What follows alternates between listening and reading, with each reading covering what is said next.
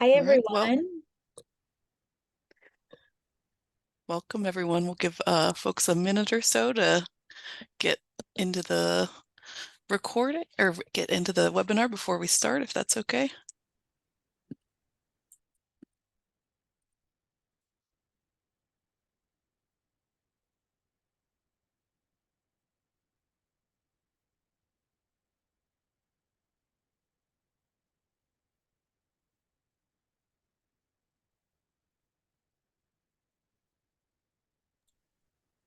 All right, well, I think we can go ahead and get started. I believe the recording's been set, and I will introduce myself. I am Virginia Dressler. I'm the co-chair for the Outreach and Assessment Working Group at DPLA. If I could get the next slide, Joanna. Real quickly, here's a list of our working group members. If you are interested, we will be doing a call for additional members later this year. So you can drop me or Teresa, my co-chair, a note if you're interested. And next slide.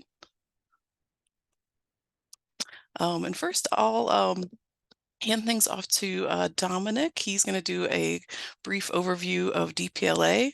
And one quick note too, if you have any questions during the whole hour, you can drop them into the chat. We'll be monitoring those. We'll have some times for open Q&A at the end. And if you need captions, you can turn these on along the bottom toolbar. So with that, I will welcome Dominic.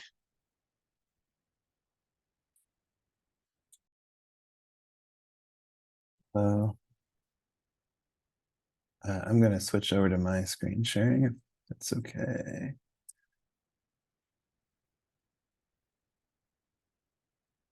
So I just wanted to give a quick introduction to DPLA for those of you who are new to the concept. So DPLA is the Digital Public Library of America. My name is Dominic Bird McDevitt. I am the currently interim Director of Community Engagement for DPLA. DPLA's mission is the Digital Public Library of America empowers people to learn, grow, and contribute to a diverse and better functioning society by maximizing access to our shared history, culture, and knowledge. In practice, this is what you'll see if you go to DPLA's website. So DPLA was founded in 2013 to be essentially a shared website for digital collections of libraries across the country. And you'll see here the search portal at dp.la includes almost 50 million items from about 5,000 different institutions across the country. What is DPLA? What are the main kind of lines of work of DPLA? These are the way we break it down is mainly into these three categories. So DPLA is that cultural heritage aggregation that I was just showing you. And that involves effort from libraries and cultural heritage institutions from across the country. And it also involves a lot of work that happens after aggregation, in addition to the search portal itself. Digital curation of those materials, our Wikimedia program in which we're trying to share materials to Wikipedia to increase access and other efforts like that. But DPLA is also a network, and it's a membership network and a convener of library leaders to tackle major issues in the field. DPLA has many working groups and is just generally involved in kind of tackling problems in the field of libraries. And finally, something that's increased over the years is DPLA's innovation in ebooks. And so DPLA is involved in creating a library-centric ebook marketplace and app for library customers, and also has increasingly been involved in the ongoing banned book discourse in the country. So with that, with the collections aggregated from across the country, DPLA is used as a research tool for students and educators and others. It's also an educational resource beyond just its use as a research tool because of the curated primary source sets, exhibitions, and other types of resources that you can find. And in addition to all that, one of our main core tenets of DPLA is open access. All of the data that our providers give to DPLA is open access, and DPLA's was one of the founding partners on the rightstatements.org project, which is an effort to standardize marking of copyright for all these works so that we can encourage their reuse. And I'll just plug, I mentioned banned books, Banned Book Club, which you can find at bannedbookclub.info, is one major effort that DPLA is involved in. And through our Palace Project app, which is how DPLA serves ebooks. So if you're interested in learning more, you should check that out. It's a project to provide access to anyone in the country that might be affected by banned books. And finally, I'll mention, in addition to all that, DPLA is a place for developers to come and just build applications on top of our nation's cultural heritage. So there's DPLA provides the data and ways to access it through our API so that people can do more with it. And I think and with that, I'll hand it back. That's my introduction. Perfect. Thanks, Dominic. Yeah. And I think as we're changing slides, I'll do an introduction for our speaker today. Joanna Schimizzi will be talking about DPLA resources in teaching using the OER Commons template. Joanna is a biology teacher in North Carolina and a professional learning specialist. While getting her master's in education from Northeastern University, she became extremely interested in classroom culture and student identity. This led her to work with ISKME and the OER Commons to support educators in finding open educational resources so that resources can be modified and remixed to include a wider variety of perspectives and experiences. Joanna is also a mom of 2 boys and lives with her husband in a little town outside of Charlotte, North Carolina. Welcome, Joanna. Thank you so much. It's really nice to be here. If folks want to introduce themselves in the chat box, that would be lovely. We'd love to see your name and where you live and maybe what you do. Yeah, great. So I'm gonna get us started, but I'm also gonna put a link to the published slide deck for you. So this will increase your accessibility to not only the links that we'll be sharing, but also if you need the use of alt text, if you have a screen reader or something like that. And then we'll be sharing the slide deck and the video resource with you afterwards. I come at this connection with DPLA from a place of wanting to find the resources that Dominic was talking about. So as a biology teacher, I'm always looking for ways to include my students' experiences and interest in what we talk about. So when we talk about in biology food webs and food chains, and we really talk about the food system and what that looks like now and what it looked like in the past, and a lot of issues really come up from them. And so when I found the DPLA resources, what I loved is this like cross-content ability, that they've curated these resources that even if the title looks like it's not science, boy, I can find science anywhere. Just like a math teacher can find math anywhere, and a literacy teacher finds literacy everywhere, and a history teacher finds history and art, and all of these pieces of teachers find their content in the world, and we want students to find their content in the world. However, I also come at it from a place of wanting to customize it for my students, wanting to bring in my interests and my students' interests. And so really excited today to kind of offer to you not only a chance to explore the primary source sets if you never have, but also start to think about, well, how would you use it? How would you customize it? Because one of the things that we like to do in the open education world, right? That's where I am from. I'm from an institution called ISKME, which is the Institute for the Study of Knowledge Management in Education. Teachers are kind of historically not good knowledge managers in terms of we reinvent the wheel all the time. So what I'm here today to kind of connect with you on is how once you make customizations to a resource, how you can kind of share that back, not only for other educators to find, but also for DPLA to see how are you using the resources.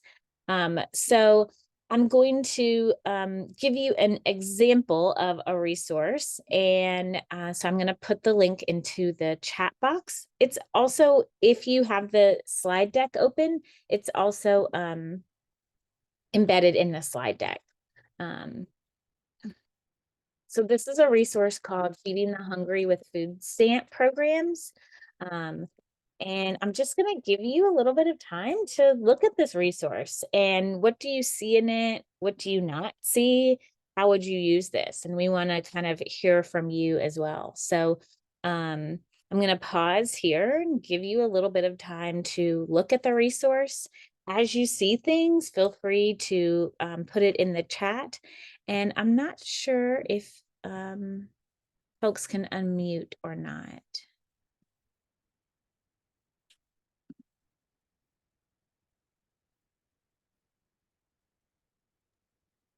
Joanna, do you mean for an attendee to unmute? Yes. I think we have to do that manually if you call them someone. Oh, okay. Yeah. If you want to raise your hand, if you want to unmute and say what you see, then you can do that. Otherwise, if you will share what you're seeing in the chat box with us.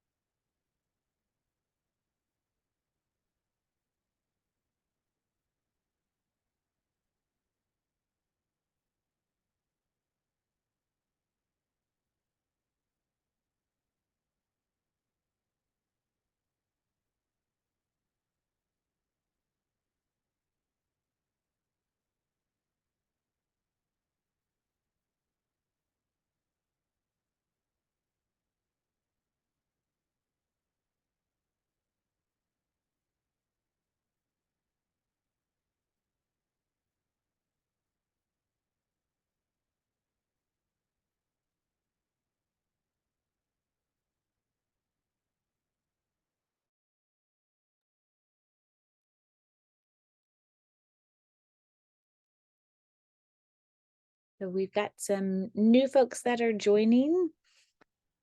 I've put a link in the chat box. I think that everyone can see it, to a DPLA primary source set about feeding the hungry with food stamp programs. And we're looking now at this resource. What's there?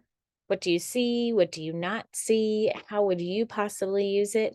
So wanting to give you all a chance to kind of chat either in the chat box or if you raise your hand, then we can unmute you. What do you see? What do you not see?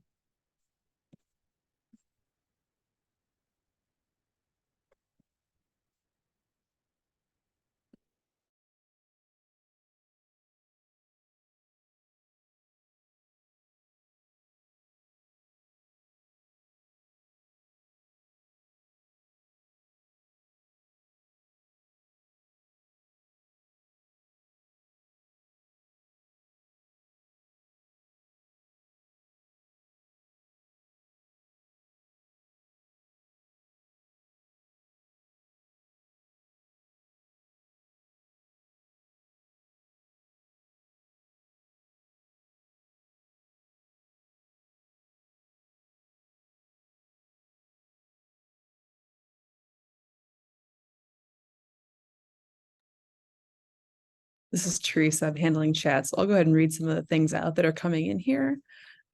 Kate Tompkins shared, I really like the teaching guide section and having discussion questions and a classroom activity that teachers can really implement. And then Allison Trulock notes, there are a variety of document types used in the source set. And I had also noticed that this primary source set seems to only cover 20th century history if we look at the time periods that are assigned in the upper left or upper right hand side there.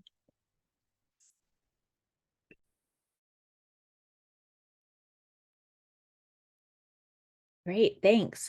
Kate, do you want to unmute and talk a little bit about the discussion questions? That's something that I noticed too.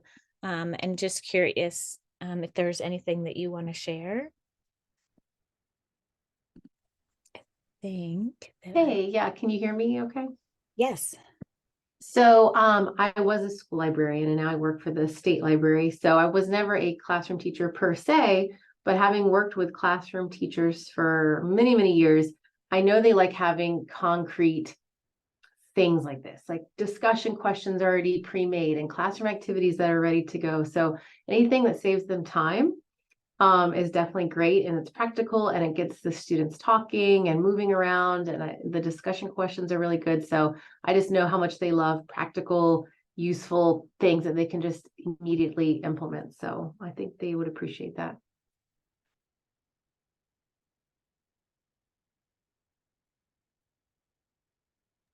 Anybody else want to talk about discussion questions and having those resources?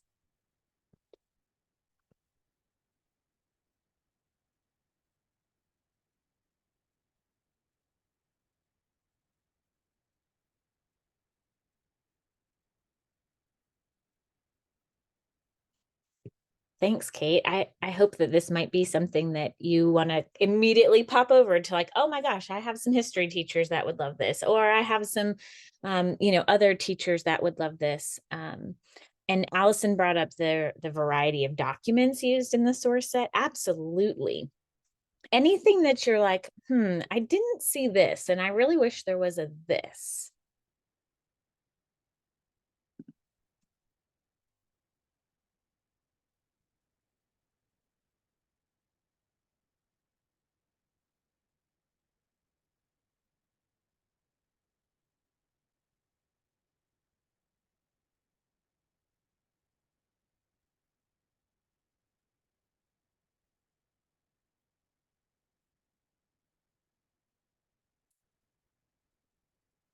Stacy shared with were historical price guides for the classroom activity. What a cool thing to do. Maybe let your students do, right? Like maybe a teacher doesn't have to curate that. Maybe DPLA doesn't have to curate that. Maybe that would be a really great engagement activity for students to do, kind of break it up like, hey, this student can find out the price of milk in that time. Evan brought up links to state educational standards. There are some national standards for different content areas, and then there are state standards that teachers could customize. And really being able to align the discussion and the classroom activities to those standards.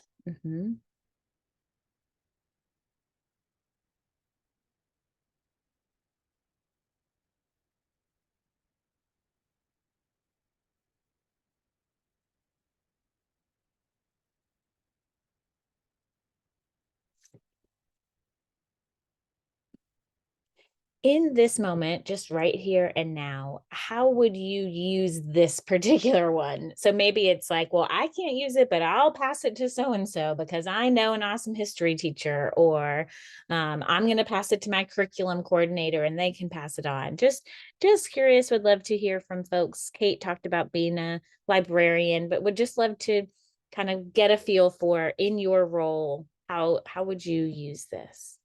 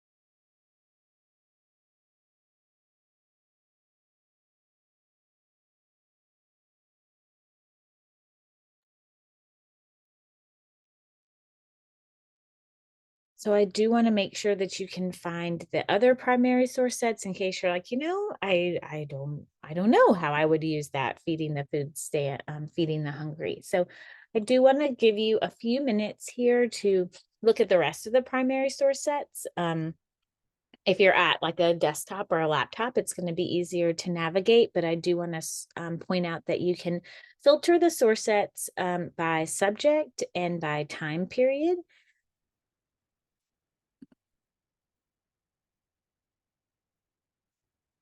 So we'll just take a few minutes here for you to find and look and explore. Again, one of the things that I really love about these is how easy it is to make those cross-content connections. So Space Race, having a ton of different connections that you can make across different content areas. And just give you a minute to do some exploring.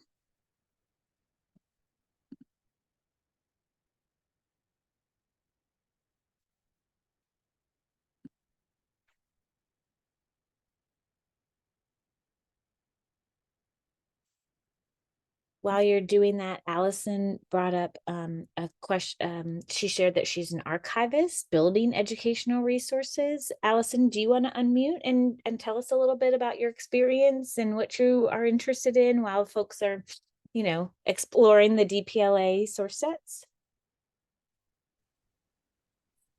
Sure. Yeah. I work actually for the U.S. House of Representatives, and we have a website where we have a lot of content, but we don't have a lot of material specifically geared towards students and teachers. So I've spent a lot of time looking at the DPLA resources because they're great, and I think they would be a great model for what we're trying to do. So I've just been attending sessions like these in various places just to learn firsthand, I think mostly how teachers and students might use these, just generally to kind of help us shape how we plan what we might be doing. So that's I'm kind of just lurking to to learn a little bit more. Well, I love it. And if other folks want to add in, and that is the point of kind of this idea of knowledge management, is how do you find things, right? And how do you organize them? And how do you, for example, if we go back to this feeding the hungry, we might look at it and be like, well, you know what? I would want to change this particular thing about it. And I would want to add this into it. And I would want to customize it for these students. And so I'm going to show you all in just a second a template that I made where you can make those remixes and you can show those changes so that you can see how a teacher in North Carolina might use it, or a teacher in Nebraska might use it. Yeah, and Stephanie brings up a great point about data analytics. And so this is one of the reasons why I at ISKME have been I was working with Shanae about, how do we know when teachers are using it? Because folks can't necessarily see the analytics of DPLA, they can. But what I've done is actually, because this is openly licensed, as Dominic shared, I put a link to it on what's called OER Commons. And so OER Commons is a digital public library for sharing openly licensed resources. So if you've also never been to OER Commons, anyone can search and explore OER, open educational resources, or openly licensed. And you'll find a lot of public domain resources from the different branches of the federal government, because those are way open. If you want to do anything else, you can create an account, and that's when you can save or add resources. And so today I'll show you how to kind of like remix to share your thoughts. And so those will give you some information, like Stephanie is saying, about like, hey, how many people have visited it and saved it? And then you can comment and evaluate it. And to Evan's point, you can align it to different state standards here. And what this does when you view the resource is it actually takes you to the DPLA platform, but it provides this landing page where people can comment on the resource, evaluate the resource.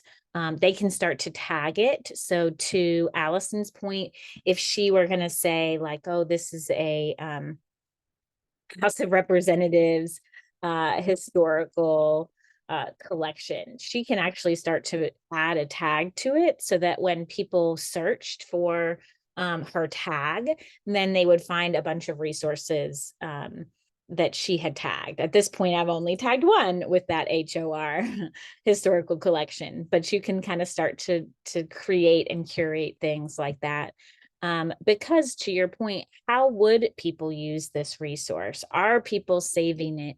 And so the big thing that I wanted to share with you that the outreach and assessment program talked with me about is, you know, teachers are going to change things. And so what I want to share with you is a remix that myself and a colleague named Christina Spears, who's also here in North Carolina, we created.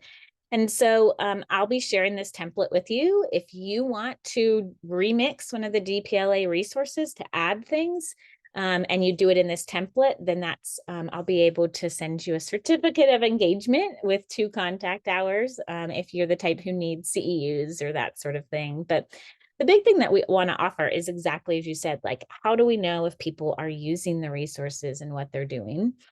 The template that I made encourages people when they're remixing to give background on the resource. So that's what we call conspicuous attribution. What's the name of the resource? Where did you get it? And, you know, what's the other history on the resource? And then why did we create a remix? So giving background and history on, hey, why did I want to change this? So I talked at the beginning about the strengths of this resource, but that there were some gaps and assumptions and stereotypes within the resource. If you dug into the Feeding the Hungry, all of the photographs were of people with white skin, right? There were no Black or brown people in any of the photographs. And we talked a lot in a group that I was exploring through this about, well, what could be the reasoning behind that? Were these purposefully selected? Were there just not a lot of pictures taken at that time? Was this just too small of a subset? And so what we did is kind of like explore. We have a tool that we've made at ISKME and OER Commons for identifying bias, but then we just gave some context on what would we do if we were to remix it. We found some images of students that are eating school lunch from the school lunch program that talks about feeding the hungry, and an image from the USDA that shows volunteers tending a community garden, and then maybe using those images for students to like go and do some research and exploring on their own. Video resources are something that teachers often like to add. So if you are choosing to remix or working with an educator who remixes, we always encourage, again, that conspicuous attribution, but also to give critical questions to help students process what they see in a video so that they're a little bit more active consumers. And then any written resources that you might add. So those of us who know about like text sets and how DPLA has created these amazing text sets for us, but then the teacher comes in and brings their expertise, and then even students might co-create and bring in their expertise. And so, you know, we found some resources that you might want to add as well. So this was just using this as an example for me to kind of show you what might you add? What do you see? What do you not see in my remix? So just want to kind of offer some time to talk about, you know, the idea of remixing, and if there's anything that anybody wants to kind of unmute and talk about. Jamie talked about, did they have a separate program? Oh, yes. And it does dig in. Jamie's comment in the chat box is maybe why weren't there pictures of people of different ethnicities with food stamps? And it goes, there's some rabbit holes to go into about food stamps and who can get them and who can't. And it's really interesting. And it's something that just doesn't show up in the original resource, right? So the teaching guide was meant to talk about the history of the program.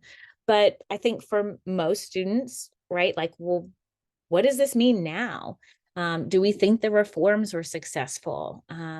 So really, really interesting stuff. Yeah, I want to pause here to give people a chance to talk in the chat box, or definitely unmute. We love hearing your voices.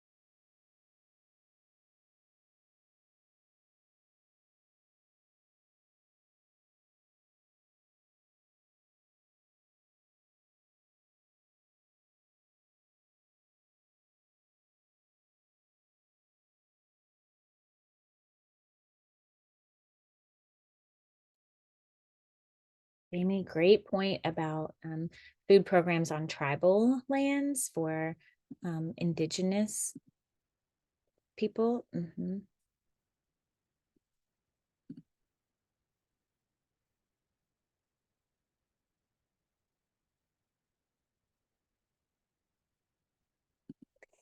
that's one of those pieces of kind of that knowledge management that no one teacher, no one resource is going to cover everything. And so it's fabulous how DPLA has made sure to have their resources be accessible and have that open access so that teachers can say, what about this? What about that? And in the tool for identifying bias that we've used, we even have like a little diagram at the end that says, you know, how can you have students interrogate this and ask some questions? So to Jamie's point about, you know, what are the other questions that not just educators have when they access a resource, but that students, we want students to be able to look at a resource and be like, well, wait, what about this? And what about that? And what about this subgroup of people? And that's what makes resources so much richer, is when then we can see people's customizations and questions, and makes it authentic to students because they get to lead some of the inquiry and the learning.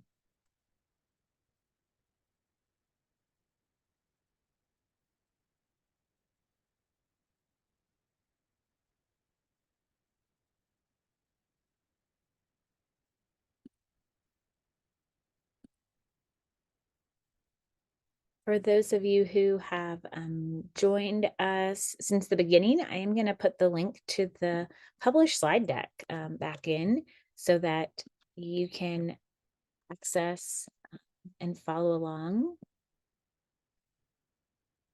And just inviting again folks who haven't spoken yet to kind of share your thoughts about the resources and the opportunities to do remixing. I will kind of demo how to remix on this OER Commons platform. It's really easy. You just click the remix button and then it makes a copy of the resource, and then I can make all the changes that I want. I can delete sections, I can attach additional resources, I can copy and paste, I can import from Google Drive. And so I've made a template for folks to use today and in the future. And so I'll put that in the chat box. You do have to create an account. It is just a free account in order to make remixes. But it's a place where we've talked with DPLA about, this is where folks could come and make those remixes, and then we get information about it. and be able to create communities and groups of collaboration. So I want to pause here and hear people's thoughts, either type them in the chat or go ahead and unmute or speak.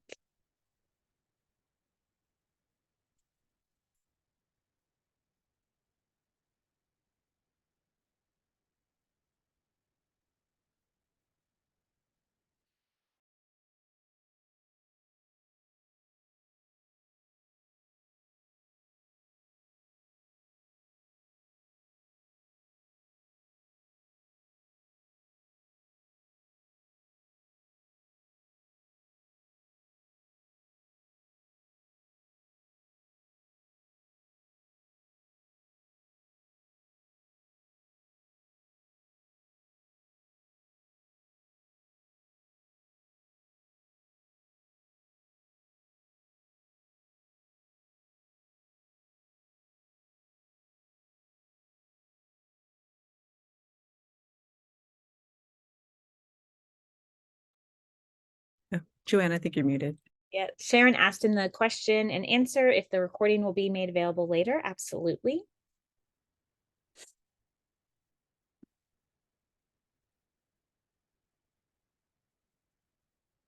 Oh, I love that. Evan, do you want to unmute and talk a little bit about state and regional service hubs and connecting and collaborating or any of that? Would love to hear your experience. Sure, it's just something that I've heard from the various state and regional hubs that aggregate library and cultural heritage records, that they would like to include more resources in these primary source sets or update them in various ways. And it hasn't really been possible for various reasons. So this seems like a really great way for hubs to do that. I don't know exactly how that would look, but I didn't realize you could do these remixes in OER Commons. So that's really exciting. So I'm excited to see this template you've created. I want to see more about how to create these remixes. Yeah, I think in this case, and I can kind of demo it here, what we would, the possibilities are kind of endless, right? You can start with what we call, you can add OER. So at this point, I don't think all of the primary source sets are yet on OER Commons, but so even if I have one that is external, not on OER Commons yet, so let's say it's this one, the Pan America. And this is, I'm glad to show you this because it means that you could do this with anything that has an open license. You can submit a link. So for this like aviation one, it already exists. Huh, I should have checked it before, right? So what I can do is then I can search for it. And then since it is already here, right, there are a couple ways, Evan, I'm glad that you kind of asked, because you can, at this point, people could just align it to standards. They can leave evaluations using a rubric, or they could comment. And one comment could include like, I would love to see videos of Amelia Earhart added. And so then people could like add the link, or they could add the link to like, I made this Google Doc and it has all of these things. So you could do it via comments if you wanted everything to live on this original landing page.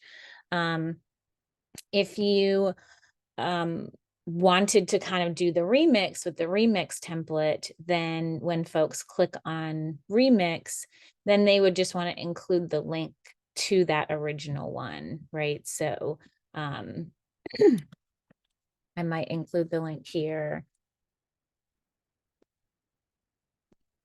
And one of the great things that we can do on this platform is we can add co-authors.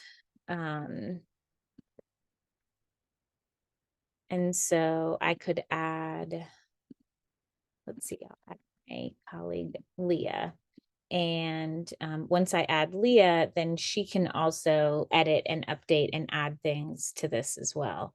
And so folks could remix using the template, which is kind of structured to help make people's thinking visible, is always one of my goals. Like, don't just make a remix without telling folks what you changed. Yes, thanks, Teresa. I should have had that link to the provider available. So I'm sorry to not have that. Yeah, I mean, and I would be happy after today to collaborate with folks if you're like, whoa, because I'm a big thinker, like, what if we did this? At ISKME, we say yes, and so I'm happy to be a guest today and especially highlight how amazing these DPLA resources are. Folks haven't seen them before. But also it's been a desire of mine to collaborate on these primary source sets, get teachers using them, get that data, get that collaboration. So definitely keep in touch with the outreach and assessment group and me, and let's imagine some cool things. Stephanie question, are there guidelines for adding things to OER Commons? Does it have to go through approval? So the biggest guideline for adding something to OER Commons is that it has to be openly licensed. So it has to be something that is, I'm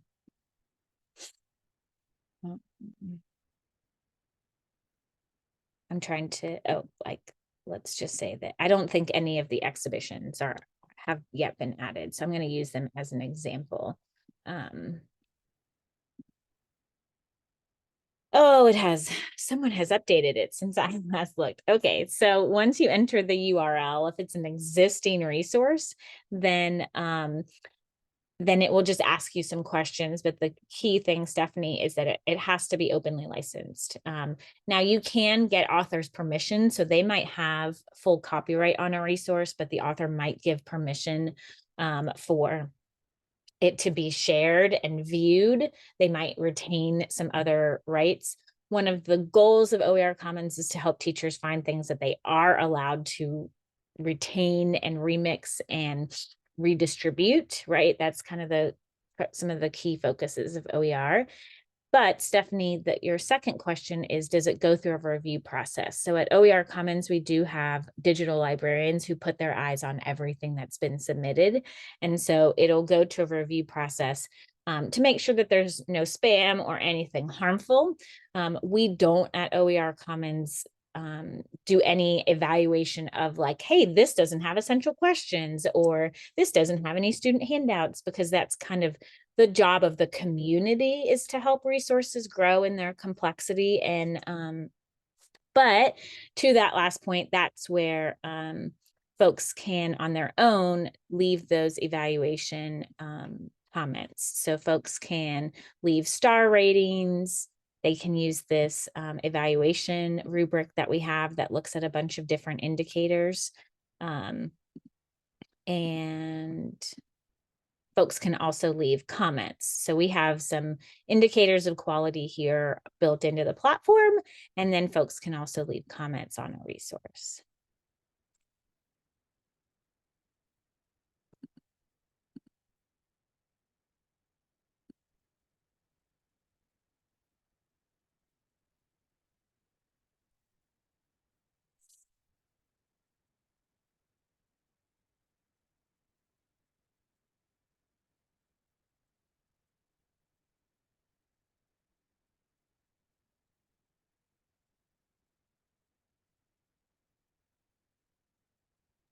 There are questions or ideas that folks are coming up with. It's a great time to kind of dream big and wonder. And you've got the DPLA team here, so they can answer more questions as well.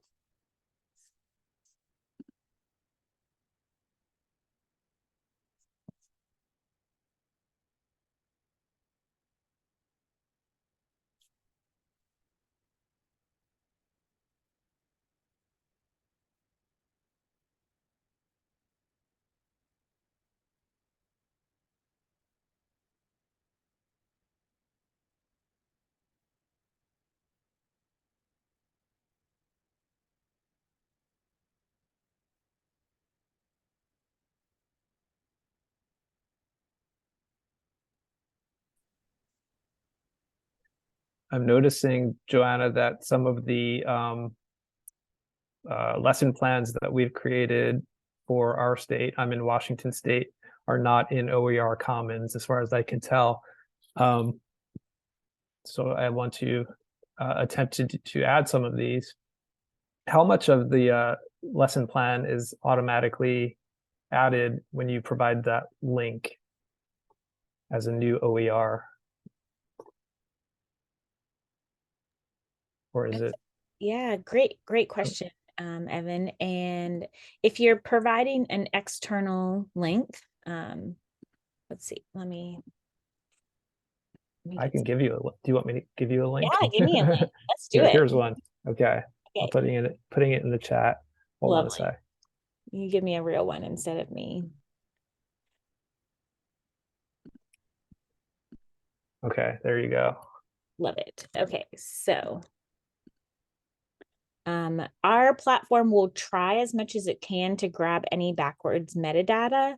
And you know, that's a great point for kind of like DPLA and looking at like, hey, how did they have a template when they made these primary source sets? Is there just a template for like, hey, how did their teachers make those original primary source sets? And how could other folks use it? So Evan, if you're creating it to be submitted so that it shows up on another place, then at this point you would put the title in. Nope, sorry.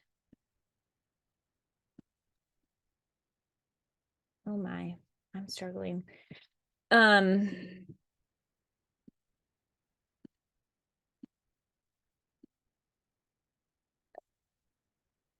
think I have it now.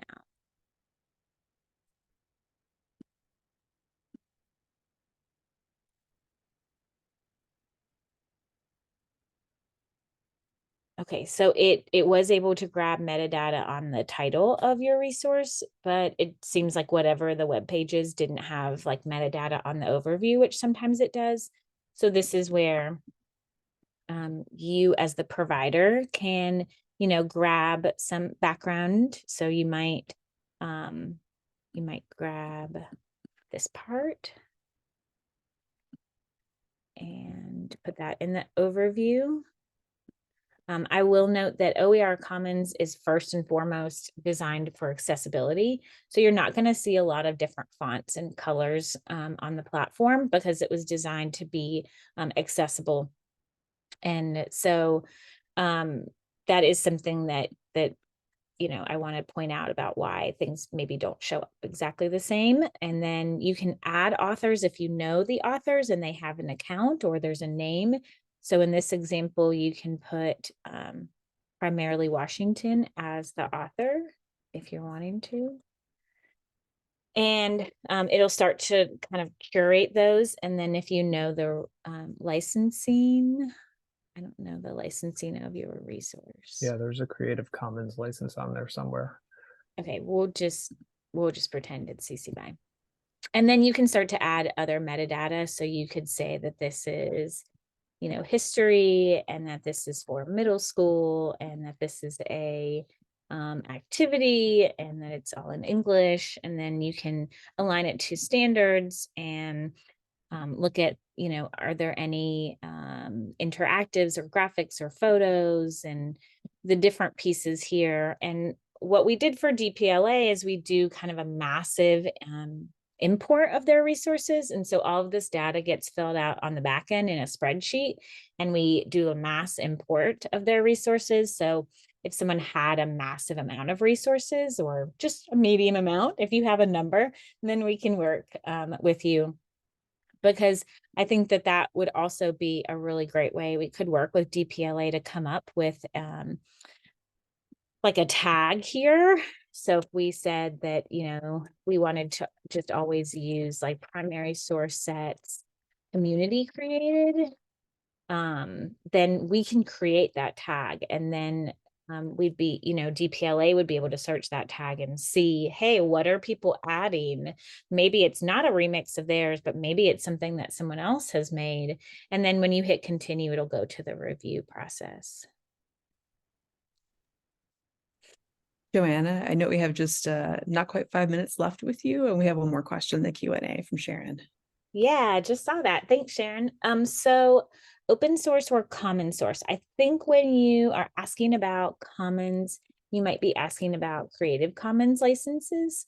And so some of the examples are like CC by SA or CC by non-commercial, share alike. There are all these different terms of Creative Commons licensing. And so Creative Commons is a nonprofit that created these descriptors to allow authors of resources to get public permission. So the kind of idea about like open and Creative Commons are almost completely overlapping. There are some things that are open that don't have a Creative Commons license. For example, federal government resources are automatically in the public domain. And so sometimes they don't put that on there. There is a Creative Commons license called CC0, and that's the public domain dedication. And so you could see it like this. So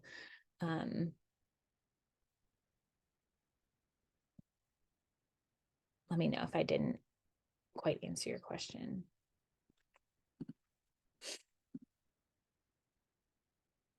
Yeah, thanks, Jenny. She put the survey for you at the end, and here is my email, and I'll also put it into the chat box.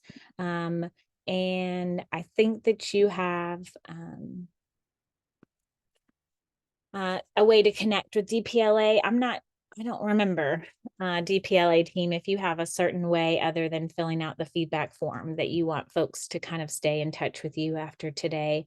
I do want to point out that right now the survey is kind of anonymous, but if you want to attend a follow-up session on this topic, you can put your name and email below. If you want to engage more and get a certificate of completion and participation, you can also fill that point out. And yes, thanks. There's the contact info for DPLA if you're wanting to stay up to date on their resources. I am presenting to higher ed institutions in Massachusetts in 7 minutes. So I'm sticking around for 2 more, and then we're going to stop the recording. But if anyone has any final questions, feel free to unmute or put them in the chat. Otherwise, I'm feeling really inspired. I hope to get to follow up with lots of you and make some ideas happen. And a big thank you from our working group too for your time today, Joanna. We really appreciate this, and I am excited as well.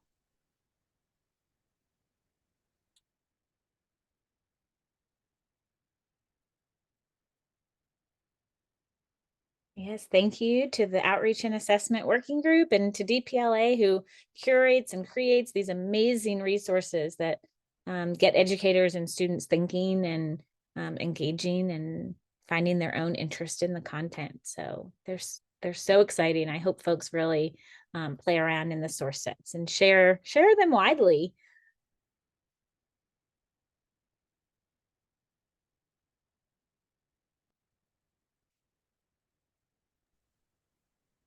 All right, thank you so much. We will send out a follow-up email with a link to recording and the survey as well if you missed it in the chat, but we really do appreciate your feedback.